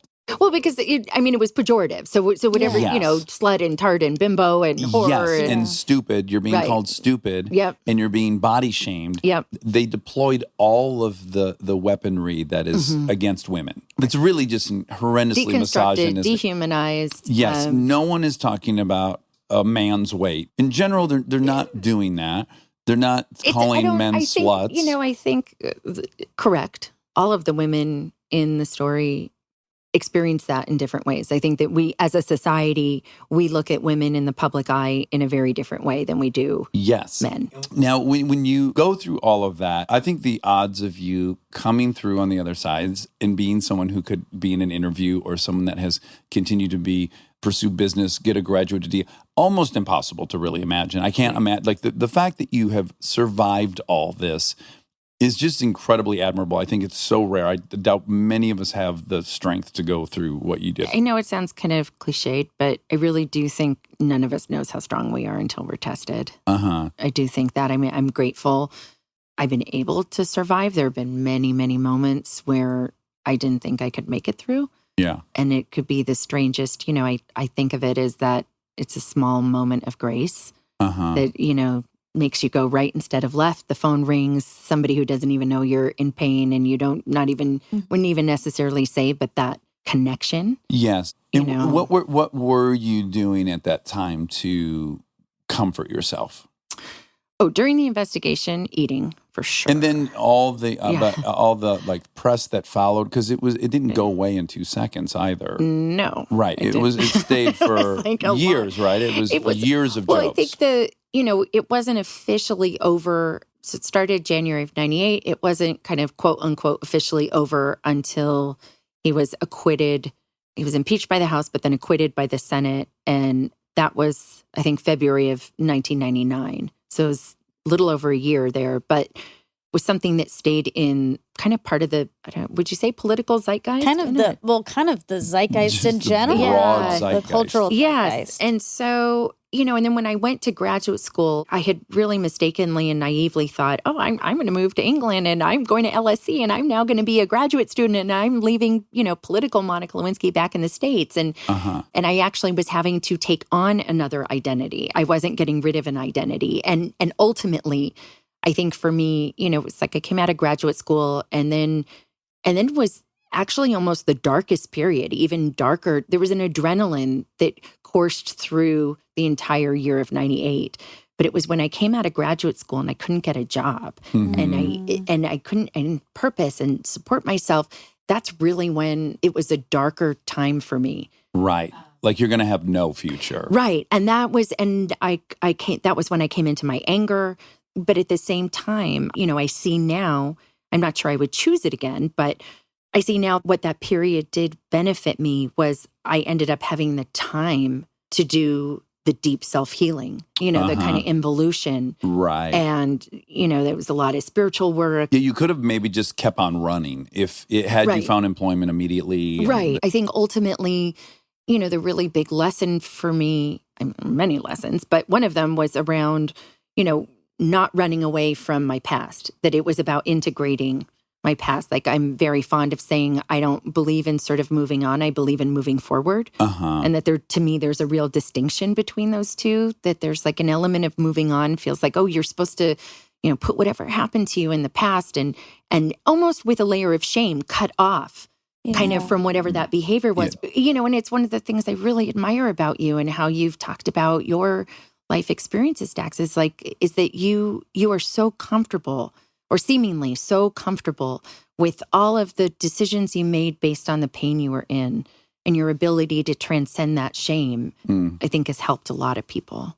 Well, thank you so much. And I only got that from the 12-step program I work. Without that, I don't know what I would do because, it's living with shame. And this is ultimately what I want to talk to you about. This is what I want to finish with. You've worked a bunch with cyberbullying. There couldn't be someone who, I don't know how you quantify it, but if you're not at number one, you're tied for number one for the biggest public shaming of all time. I mean, it's just really... Well, I think on the internet too, like in the nascent days of the internet, just that experience of, a lot of people have experienced that now. I think there's, the statistics are like 1 in 10 or something. I think as a culture, a society, a country, we've got to evolve past the way we voraciously devour other people, that we get so much pleasure out of exposing people's, quote, unacceptable behavior, of course, by their own definition of what's acceptable and not acceptable. But this feeding frenzy that we all enjoy, the pretending as if, I mean, I suppose there's some, and you have a master's in psychology, maybe you could help me. I assume there's some kind of catharsis in watching someone else go up in flames for something that you yourself have done. Right. I think there's so many different things that are at play in our online world. There's the online disinhibition effect. So where people, because they're hiding behind a screen or behind anonymity, find it easier to take on different personas. We saw that the beginning of that with, remember, Second Life? Oh, yeah. Yeah. So, I mean, that was kind of the beginning, I think, of this idea of, and avatars of sort of, okay, let me both be this person, but also be someone else, be some different curated version of who I want to be. For sure. Right? Some projected versions. The advertisement for me. Right, exactly. Yeah. And which in and of itself has a layer of shame connected to it, right? Because there's that idea of whoever I really am is not good enough. For sure. Yeah. So I think, that's at play. I think we have people constantly, I mean, just the chasm between our real lives and curated selves online is very challenging. And I think that's where there's so much mental health issues coming in.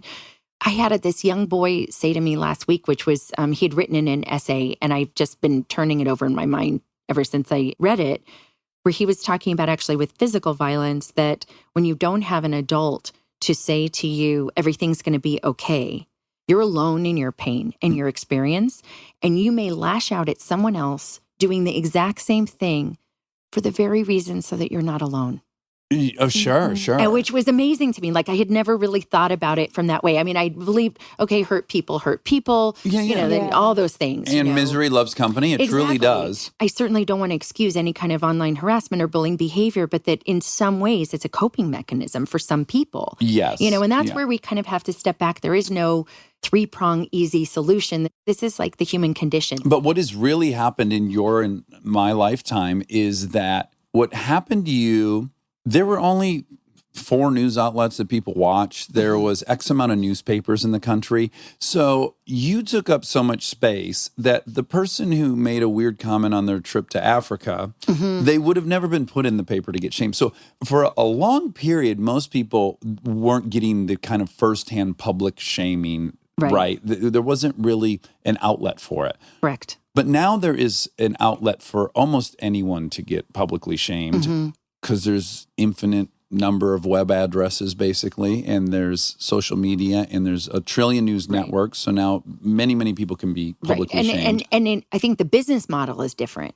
With so many more outlets, there are more people in this industry who are looking to make an income. Sure. Make money. I mean, they can ignore that's data, clickbait, right? Yes. Yeah. So, I mean, that's the whole thing is around the idea of the model of money that gets made from these things, and that shame and public humiliation are these currencies in our society. Yes, they're very tasty for people. Yeah. And I do think I have a friend who has this really interesting theory around, because we now don't stay in the same village, from where we were born and know the same people for our entire lives, that well-known people have kind of become that was sort of the local gossip that we would. Yes. So these are the familiar people that we now, instead of staying in our village, we take them with us wherever we go. Yes. The purpose gossip provided was, when we lived in 100-member groups, they were very egalitarian, because one man getting power, if he started abusing that power as the chief,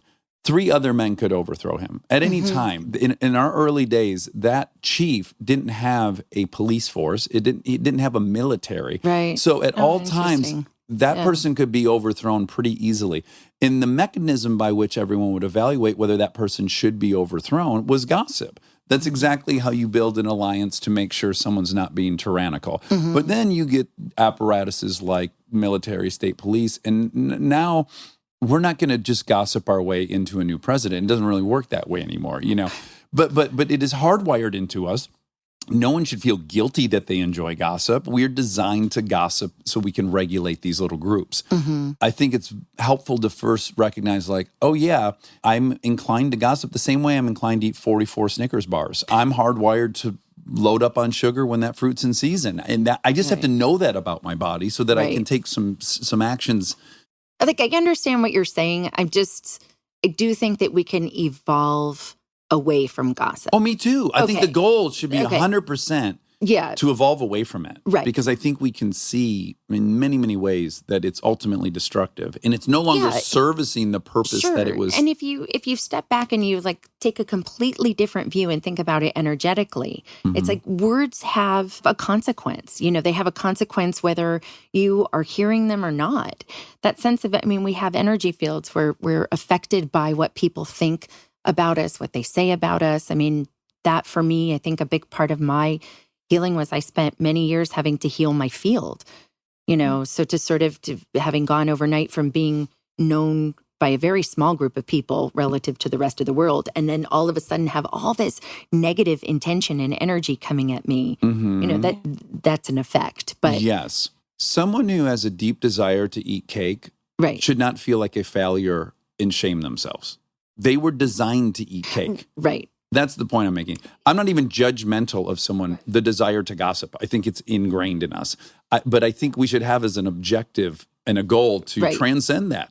There's probably a technical term for this, which I can't remember or don't know. But I think that probably one of the most important ways forward is around rather than trying to penalize a lot of the negative behavior, which I think can be helpful, is also at the same time trying to bring in more of the positive, right? So trying to drown that out in some ways. So educating people on how to be an upstander online, like how important that is. Yeah, so talk about upstanders, because they do this at my daughter's school, and I think it's the coolest thing. Oh, yeah, no, it's amazing. To be an upstander means to sort of intervene in a situation, and you can intervene while you're seeing something, like while you're seeing a bullying situation unfold or an online harassment unfurl. You can intervene that way, but you can also intervene after the fact too. That's a really important part of being an upstander, which is just recognizing, reaching out to the person who's been the target of that behavior, basically allowing somebody to know that someone witnessed what happened. Yes. To whether that is a supportive emoji or it's saying to someone, I saw what happened, or saying, do you want to come sit with me, or want to go to the movies? Some way of, if it's somebody you know, if it's a stranger, just a positive comment, you know, that there are all these ways that we can actually interrupt the cycles that are happening in the bullying cycle that are important for people to remember. Also reporting, so with online situations, reporting any bullying or online harassment that you see is also, these are all ways of kind of being a good digital citizen. And they have a huge impact, particularly, I think, you know, from the work that I do, the worst kinds of things that happen are when people are suffering in silence alone. And the faster somebody knows that they're not invisible. Right. There's this irony of this kind of behavior that you are a target of something and yet you actually feel really invisible. So the more I think that you can encourage people to sort of step up and engage in these sorts of behaviors, we're starting to shift the balance of the other kind of behavior that's happening, which we should address in how we're dealing with these issues too. Yeah. I also wish, like when I was younger, it had been explained to me that the power of this group is much, much greater than the power of the bully. Because when I was a kid, now mind you, I have been a bully. I would never have thought that about myself. But as I've gotten older and I play back the frequency with which I was in fights and stuff, there has to be several kids that think I'm a bully. And I'm very regretful of that and sorry for that. Also recognize I was in a household where someone was kicking my mom's ass. And my brother was 5 years older than me, and he was kicking my ass. And then I went to this playground where I could have power, and I enjoyed that. Right. I liked that. And there are some who talk about people who engage, especially younger people who engage in bullying behavior. Some people look at models that are saying it actually is their kids trying different power structures on, basically. There's so many different things. I think one of the things that we have trouble with around this topic is that like usual, we're always trying to simplify things. Yes. Right? Good and evil. Right, exactly. Yeah. And people engage in bullying behavior for myriad reasons. And people become targets for myriad reasons. And there are myriad ways to handle different situations. There's no one correct way for every single person who's either a bully or a target. I have witnessed and I have experienced the enormous shifts that can happen when people step into compassion. Yes. And it's most hard when it's with someone whose behavior you just personally hate to begin with. Right. But when I was a kid, and there were certainly many times I was bullied, and more than that, I observed lots of bullying. Right. And for us in the herd watching it, it was like if I said something, I'd be the next target of that bully.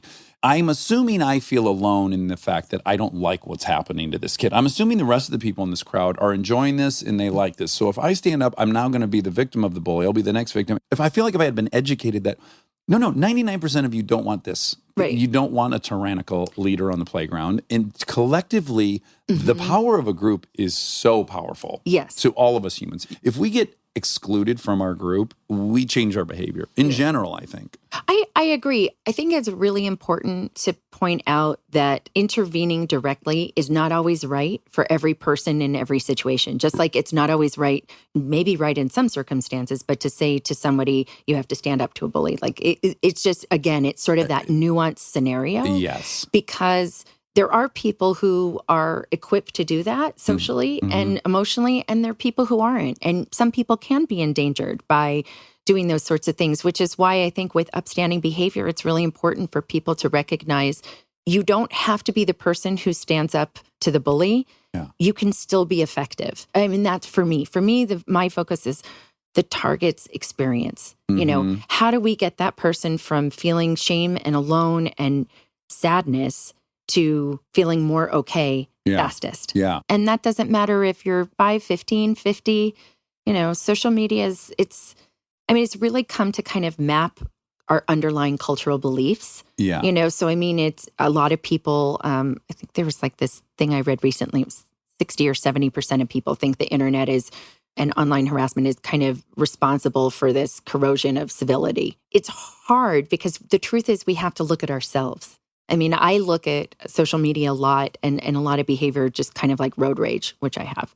So, I mean, it's just sort of that I behave in the car in ways that I would not behave outside the car. Right, totally. But I think that happens online. We see that sort of not regulated behavior, and so much of it is because we have lost sight of the fact we don't have those, I'm sitting in a room with both of you. I can read your facial expressions. I can feel your emotions, and there are always, I believe there are always so many different languages going on, and many which we don't even know we're using, and communicating ways that we're communicating. And so when it's online, you don't have those same cues. Right.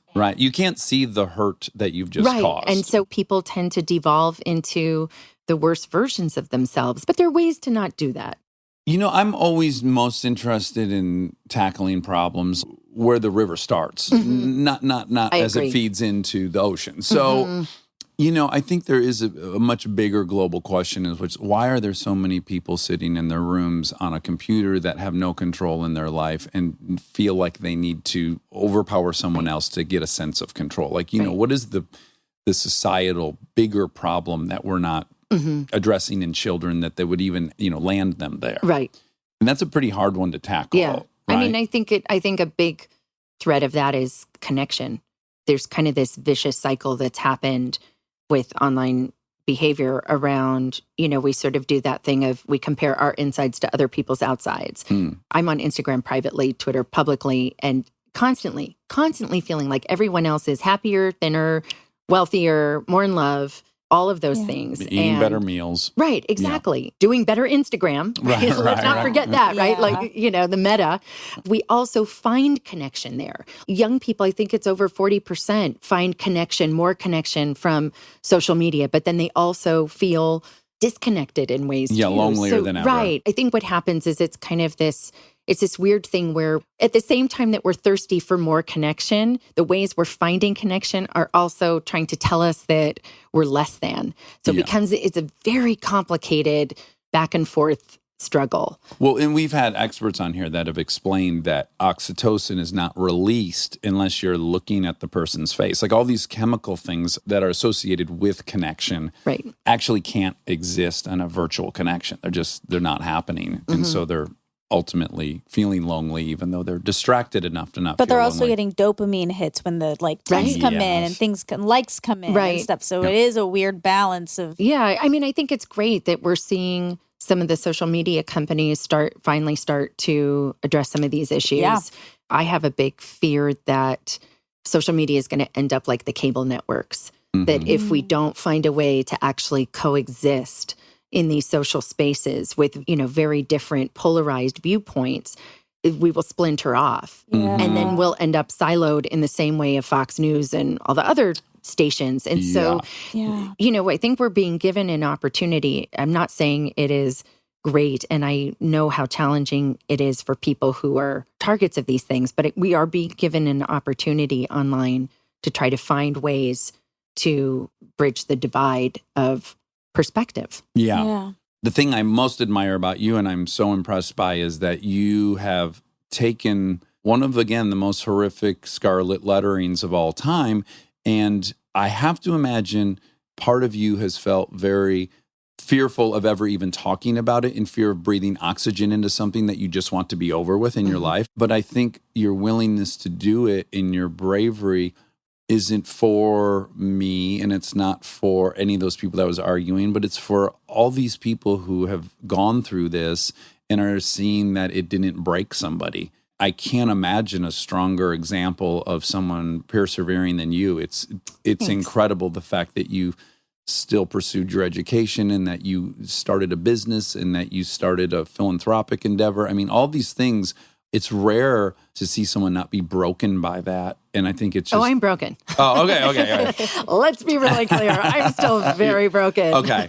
Well, functionally broken? Right, exactly. Yeah. Not shattered to pieces. Not shattered to pieces. And I just think the power of you being honest about your story is so valuable. I hope you can take on some of the credit you deserve. I hope you're proud of yourself. I think I feel gratitude more than pride. Maybe that's down the road. But I was just talking to my mom this morning just about, I think every once in a while I kind of shocked into remembering what my life was like before things started to change a few years ago. And I never could have imagined giving a purpose to my past in the way that I have, or using that pain in service of hoping that other people feel less alone. Yes. I think that's really what it's about. You probably know this. It's a privilege. It's a privilege to have a life where you're able to help other people feel less alone because of the experiences you're sharing. Yeah. You must have people reach out to you all the time and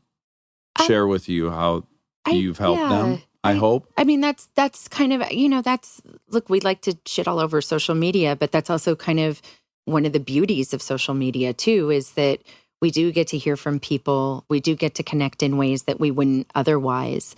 You can find your tribe in a way you can never Absolutely, could. Sure. I mean, and think about, there are a lot of political movements. The Women's March wouldn't have been able to happen that fast. Yeah. Hashtag Me Too 2.0. Right. I mean, Tarana Burke started it 10 years ago, but social media changed that into something different. It became a louder voice and coalesced faster because of it. So, well, like all things, it's not binary. It's not good or bad. There's like everything, right? But of course, that's the world we live in. Yeah. Yes. Lacks nuance and context. And the inclination is to get rid of something or embrace it and shut the fuck up about it. But really, no, there's a whole process where we can refine things. And I also think that there are, hopefully the platforms will come to places where they'll be instituting mechanisms to help sort of alleviate those kinds of scenarios too. Yeah, it's really hard to imagine, but all of this, as you pointed out earlier, is driven by economic models. So everyone feels insignificant. We live in a country of 300 million people. You feel like you're insignificant, but if you click on the shitty article and if you watch the video, we control the algorithm. We do. We're in charge of that algorithm. It's hard to imagine, but we will steer the ship. Yeah. Did you see Jaron? I always get his last name wrong. Jaron Lanier. No. He gave a really interesting TED Talk last year and he's been involved in the internet, and he made this argument. We sort of went right when we should have gone left at the point of, should the internet have been subscription-based or ad-based? And so, you can also see that there, of course, then there are the financial hierarchy issues if it were to have been subscription-based. But I think that, a lot of where we are is because we have, without realizing it, made these agreements of our clicking, our data, that these are the new commodities. He argues that it's not too late to turn back. And I think we should really be looking and exercising all options. Yeah. There's a lot of different people right now in the different political races that are suggesting or pointing out that, no, this is kind of a public utility and we probably should be treating it as such, and it should be available to everyone. It should be democratized, and we shouldn't rely on Nabisco to bring it to us. We should just pony up as a society probably and have the version we want. Right. I kind of see the validity of that argument. So what's next for you? So October is Bullying Prevention Month. So every year for the last 2 years, and we will be doing this year, BBDO New York and I have done a campaign for Bullying Prevention Month, which we launch usually in the first few days of October. Okay. So, well, I'm really delighted that we became Twitter friends, I think, is for how it started. Yeah. And again, I've been a long time admirer of you and happy to see you still thriving in the way you are. And Thanks, it's incredibly impressive, and I'm in awe of it. So, and I'm glad I got to talk to you. Yeah. All right. Cool. And now my favorite part of the show, the fact check with my soulmate, Monica Padman. This episode is brought to you by ServiceNow. Look, I have my dream job. I get to talk to folks I admire like crazy and ask them virtually any question that I want to. I can't imagine a better way to spend my time. But even dream jobs have some not so dreamy parts, the stuff that gets in the way of the actual work. Now, that's where ServiceNow's AI specialists come in. They don't just tell you what you should do about your busy work. They actually do it, start to finish. Cases closed, requests handled, no extra work for you. So you and your team can focus on what matters most, which for me is, are they obsessed with male bodies on the same level as I am? They never are. To learn how to put AI to work for people, visit servicenow.com. Monica, I think I want your number, Monica. La la da dee doo da da, Monica. Oh my God. You had a lot of energy for that one. I exploded because we're coming hot off of some taco order. You know what I'm realizing? What? That song was not about me, was it? No, it was about you guys. Yeah. Because this is the Monica's episode. Yeah, it is. This was a great episode. You loved it? Yeah. Me too. I feel very grateful that she trusted us to share her story. Me too. I've always liked her. Yeah, and we've gotten to know her. Yes. We've gotten to know her through this process, and she's so lovely. She really is a sweet, sweet human being. Yeah. Yeah. I like her a lot. Me too. And strong. Yeah. Fucking resilient. Never in my wildest dreams as a child watching that whole thing unfold did I think, oh, maybe one day she'll sit on a couch across from me and we can really connect about this. Talk about it. I know. Yeah. I know. It's a wild, wild world. I wonder what the percentage is of people who then felt a lot of judgment, if they still do. Yeah. So much has changed since then. Yeah.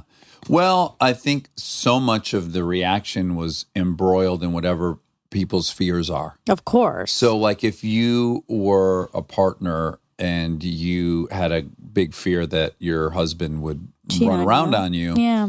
It's so interesting, too, about cheating, right? People always get mad at the other person. I mean, they probably get mad at both people. Yeah. But it's interesting, like, I've never understood well, no, I do understand. In high school, my girlfriend cheated on me and I went to the guy's house and tried to fight him. You did? Yeah, and I lost my vision as I was trying to punch him through the car window and I missed completely. And his dad intervened. It was a whole circus. Wow. Anywho, I do remember blaming the person, but it is ironic because, you're not in a relationship with the other person. I know. It's so complicated. But anyways, I do think that she may have, for some percentage of the population, represented their biggest fear. That some young, attractive woman would lead their husband astray. It is true. It's often, not always, of course, but it's often the man who cheats on his wife. And the woman who had an affair with him is the one that generally gets the blame. The other woman. I try not to say that, but it's even so that cliche. has connotations. Exactly. Right? Yeah. And like that person gets ostracized, and that person and often the husband and wife end up reconciling. So the husband ends up really not feeling the weight of anything, and that other person ends up feeling everything. And that to me is extremely unfair. The husband or the wife, in whatever case, whoever, everyone cheats. I think it's that's true. I think it's pretty. I think the numbers are even. You think? Esther Perel suggests that yes, that they're even. Yeah, because who are they fucking? Single people. Well, no, you've got a stagnant population. Same percentage of women are married as men because they're marrying each other. The statistics are the same. Well, no, men are cheating more than women, I would say. Probably. I don't think so. Really? No, I think just as many married women are having affairs as married men. Rob, add it to the list. Add it to the list. But I think that's true. Esther says it's something that's been universally reviled and universally practiced. Totally. Yeah, I don't think it's a male-female thing. Oh. I think historically, men were in the vast majority of positions of power were men, so you're aware of all of the men's famous indiscretions, but maybe if there were way more famous, powerful women, you'd be aware of those indiscretions. Maybe. Maybe you're right, though, because I'm sure there are, like, what is cheating? So, sure, I bet men are going to massage parlors a lot more than women to get relieved. Physical I don't think attention. Women maybe are shopping for orgasms as readily as married men. Yeah, I mean, I'm just, look at stereotypical married couples. I would say stereotypically, don't get mad at me, everyone. Yeah. The man wants more sex than the woman. Often. Not always. But I think... but often. Well, here's what I think it is. I think both people... Well, I think the woman wants the same amount of sex, but with a different person. We all want novelty. That's what it is. Sure. Everyone's desiring novelty. And I don't think it's male or female. Like, we want novelty. Now, are men acting on it more? Conventionally, traditionally, were they out in the world where they had unobserved time that they could probably cheat? Like, was the system, did it cater more to that? Probably. If you're a woman at home raising kids. Of course, yes. I don't know who you're meeting, but I think people have affairs. Yeah, they do. I think men and women both have affairs. Yeah, they do. But at any rate, you're right. The whoever cheated can be forgiven and reincorporated in their life, and the other person, the other woman, the other man is always occupies that. There's no redemption for them. I know. It doesn't feel equal. It doesn't feel fair. No. Yeah. It was enormously unfair. That's obvious. Like, he was, kept his job, kept his position in the world. But by the way, I want to be clear. I don't think that he should have. No, he's alleged to have done other things that I have no defense of. But let's just say this was an extramarital affair. I don't think the solution would be he should have been shamed the way she was. No, I think I don't either. I think she should have gotten the treatment he did. I don't think either party needs to be sent to Siberia. I agree. But what I think the part of this conversation that doesn't get talked about very much, which she touched on a little bit, which is, she was like, part of what was so awful is this public presentation that it was a servicing relationship. And she was like, it was a mutual relationship. Yeah. And I don't think that part gets talked about, where it's like she's in a relationship with the person. She, on top of this public thing, there's, I'm sure, a private heartbreak. Of course. Yeah. She's not allowed to feel. Right. And that is not fair. Right. Yeah. I agree. Anyway. The whole thing is a bummer. Yeah, it is. And a lot of people go like, oh, you guys feel so bad for two people who cheated. I know. But I do. I feel bad when people make mistakes. I know. And I've made a ton of mistakes. I continue to make mistakes. I'll make more. Yeah. And I don't think I've met anyone that's not making mistakes. I've just met people who are better at hiding their mistakes. Yeah. Okay, yeah. So she was trying to find the verbiage for this quote. She said the tallest poppy gets cut off first, but it's called tall poppy syndrome. Oh, tall poppy syndrome. Yes. I'm a tall poppy. You are a tall poppy. It describes aspects of a culture where people of high status are resented, attacked, cut down, strung up, or criticized because they've been classified as superior to their peers. Yeah. We have the weirdest, I think about it all the time. You know, I saw someone's Twitter handle was like, abolish billionaires or something. And I was like, it is the weirdest thing that we all want this thing. We want, in this country, we want to become wealthy and successful. Uh-huh. And yet we, and I did, resent people who have done that. And for many justified reasons and many unjustified reasons. It's just this very weird thing. It's like we defend this system so, passionately, and yet we're resentful of the people that have done that. It's all complicated. Yes. I think we love, a lot of people have said this, but we love to see people rise and we love to see them fall too. Yeah. I think because, again, like you just said, everyone makes mistakes, and so it feels relatable. But also, I think if you're not at that level, you feel like, oh, it's actually not that good up there. Like there's something about it that feels comforting to you that you're not there, because maybe when you get to that level, it's like all shady and requires bad some kind of amoralness. Yeah. I think it's more, why is that person there and not me? I deserve that. They don't. So when they are found guilty of some indiscretion, it confirms that they didn't deserve it. I know. I think that's a negative outlook on it, which it could very well be true. But I think it's a deeper psychological thing happening. Which is very interesting. We have an entire system, and then no one really likes the outcome of the system. Yeah. Then I went down, of course, because now I'm on the other side of it, and I got really defensive when I saw this person. I'm not a billionaire. On Twitter, attacking that. Here I'm someone who has given millions of dollars to the government, millions of dollars to education, to all these services, to building bridges. So my contribution to the whole system that we're fighting for, be it Medicare or any other thing, requires people to generate a bunch of money so that they can give a bunch of it to the government. So it's a weird proposition to be resentful at the people who are giving a tremendous amount of money to this system that you want to see more services of. So when I see abolish billionaires, it's like, well, how about abolish some things you don't like about billionaires? But if someone is some human being figures out how to make a mousetrap, Apple, and it generates $1 trillion, and half of that goes to this system, why is that antithetical to what you want? Currently, our system, some of the richest people pay no taxes. Well, that's a big issue. Right. So I'm just saying, let's be saying. specific about it. But I'm saying when someone creates the iPhone and it sells several hundred million, and then that puts a $500 billion into the fund that builds roads and educates kids, be careful that that's what you want to get rid of, is some source of profound wealth that does get redistributed. Now, you could say, I want to see the distribution of billionaires be at 70%. That's fine. Yeah. But just the very notion of abolish billionaires is just a little weird when what we need is money for all these services. Right. But I wonder if this is this lunch 4 times a week with your boss? Have you seen just abolish billionaires, period, and then nothing more? This is one woman who was mad at me that I said, preach to Ellen for saying be kind to everyone. Okay.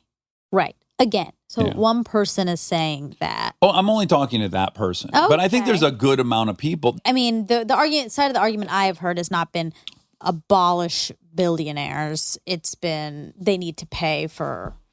They need to pay a high percentage because they don't need that much money. Yeah. Okay.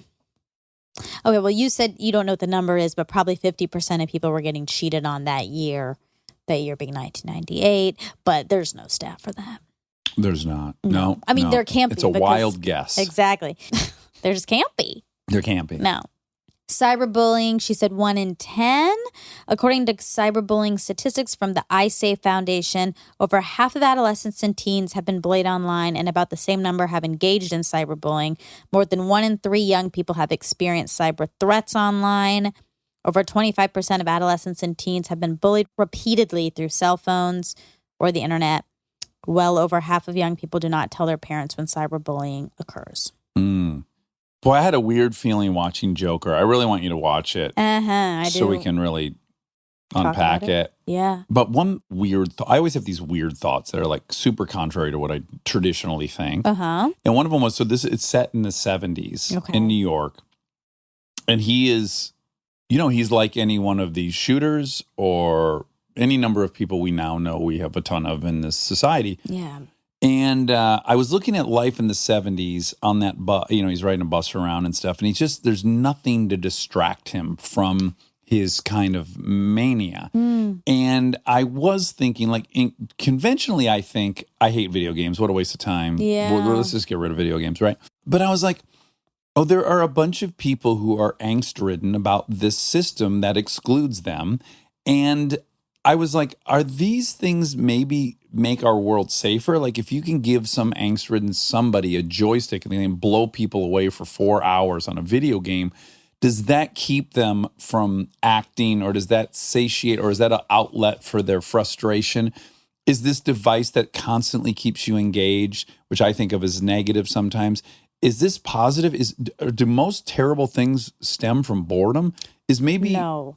I totally don't think so. Okay. Well, one, because there's been only a rise in these types of behaviors, and especially these mass shootings and stuff, definitely mass shootings. Yeah. But the murder rate is precipitously down. It's been falling since the 70s. But I'm not talking about like gang related. That's what that stuff is. And it's a guy finds out his girlfriend fucked another dude, and he drives over and shoots him and her. I mean, just murder overall is down. Yeah. All these types of unconventional shootings and depression rates are up. I mean, all these things everything's gotten worse since the invention of the phones and video games and all of those things. So, no, I don't think it distracts. You don't think it's an outlet for people? Because there was a very conventional argument against pornography that it would lead to more rape and stuff. And then there were many people who had studies that said, no, porn is an outlet, and they actually will jerk off watching the porn, and then it kind of, their likelihood of going out and being a predator now goes down because they have an outlet for it. So I'm not planning to flag on either side of that debate, but I guess what occurred to me is you could make an argument that this stuff satiates people's angst. But I don't think you can make the argument. Oh, you can't? Because all this stuff has gotten worse. Angst-wise, if you're talking about people who feel entitled and act out because of it, all that stuff's gotten way worse. Yeah. And depression just has gotten way worse. Yeah. And isolation. Yeah. So, okay, so we talked about gossip a little bit. There's an interesting NPR article about gossip. So gossip can help solidify personal relationships and encourage cooperation. Children engage in this form of gossip by age 5. One provocative view comes from anthropologist Robin Dunbar, who argues that gossip is the human analog of social grooming, which is widely practiced by our primate cousins. Through gossip, we can create and maintain social bonds more efficiently, allowing us to form groups of larger sizes. These suggestions about the benefits of gossip for cooperation correspond to a special subset of gossip, what's recently been called pro-social gossip. Pro-social gossip involves sharing negative judgments about a third party, but where the shared information could protect the recipient from antisocial behavior or exploitation. Thus, gossiping about who cheats at cards or who's likely to shirk at a responsibility would qualify as pro-social gossip. Researchers Jan Engelman, Esther Herman, and Michael Tomasello of the Max Planck That word requires a different voice. Planck. I can't. Is it Planck? It wouldn't be Planck. Planck. Planck. I don't know. That's in the wrong guy, but yeah, that sounds. Institute. Planck. Planck. For evolutionary anthropology, studied pro-social gossip in both 3- and 5-year-olds. To create an opportunity for such gossip, they had the children play a game. Children who participated in the study first played with 2 puppets, one of which was more generous than the other. A second child then came in to play the game with just one of the two puppets, and the researchers observed whether the first child gossiped about the puppets, offering a social evaluation that could help the second child decide which puppet to choose. For example, if a child said, "You should play with the green puppet because the yellow puppet is stingy and doesn't share enough tokens," that would be classified as pro-social gossip. The researchers found that most children in both age groups offered some sort of guidance about which puppet to choose, but the 3-year-olds very rarely offered an evaluation to go along with it. For instance, they might recommend one puppet over the other, but they wouldn't go on to explain that it was because that puppet was generous or because the other puppet cheated. The 5-year-olds, by contrast, offered such evaluations about half the time. They went beyond a mere recommendation to a social judgment, the kind of claim that might make or break an individual's reputation. So that's why they got the 3 to 5 number. But, yeah.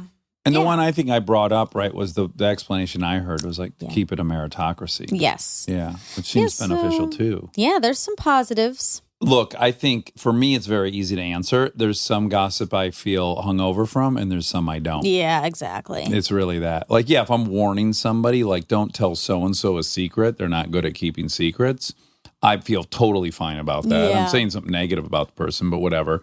But if I'm just, like, pointing out someone's shirt was stupid, yeah, I feel shitty. Why? Yeah, I think for me it's about purpose. Like, what is the purpose of talking about this? Is the purpose of talking about it to dissect it, to understand more, to... Well, it is to connect a lot too, right? Because if you and I meet some stranger and we're interacting, and then afterwards I go, did you realize that guy said herpes a lot? Right. And you go, yes, I noticed that there's like some bonding between us that we both observe this thing, and we're not crazy in our thoughts or isolated in our thoughts. We're like confirmed that we're on the right path. I think that's what a lot of gossip is, but generally that kind of gossip is the kind I don't love. I mean, that example is so benign, but like the shirt is bad is that. Yes, it's the same. Totally to make someone lower. It is, or it's the connection thing. Like, did you notice like his shirt was all wrinkled up? Like, why is his shirt so wrinkly? Is he not on an iron? Oh my God. Do you think he doesn't have any money? Because he doesn't guys. even iron his clothes. He's a dirtbag. He smells bad too. They are seeking connection, but I don't want to connect on that level. But by the way, a lot of times when people initiate some gossip with me about one of those things, I think for the most part, I generally don't think about those things. I don't care about those things. Right. So when they try to connect with me, they don't get a connection out of it. I agree with that now in my adult life, but I think I probably spent many, many, many conversations just pretending like I noticed that so I could feel inside. Right. Yeah. And so. Well, I do it to you all the time. No, you don't. Yeah, we're watching TV and I'm like, God, have you noticed how big this guy's tongue is? I know, but I don't think you do that. I mean, you do that about tongues. I don't think you talk poorly about people for like no reason. For sport. Yeah. For entertainment. No. Well, I love you. That's all. I love you. That's all. I'll gossip with you about things that could save you. Okay. And if we notice someone says herpes indiscriminately. We can talk about it. Yes. Sure. You know how many times he said herpes? But then we'd be like, sure, he said herpes a lot. Mm-hmm. And then there's should we offer him a screening? A follow-up conversation of like, oh my God, he's so confident to be doing that. And why is he so like wondering why is that to me is fine. That's just exploring. But like just being like, ew. He had flakes in his eyebrows. Yeah, ew. That's what people That's say what about you're me worried sometimes. about. No one says that. No one says that. All right. I love you. And I loved Monica Lewinsky. Me too. I don't know that I've met a Monica and I didn't like a lot. Oh my God. Yeah. Even though we found out you hate this, but the name the name means alone and also advice giver. Which both of those things I think apply to myself. You disagree. We'll talk about it on the next fact check. Okay. Love you.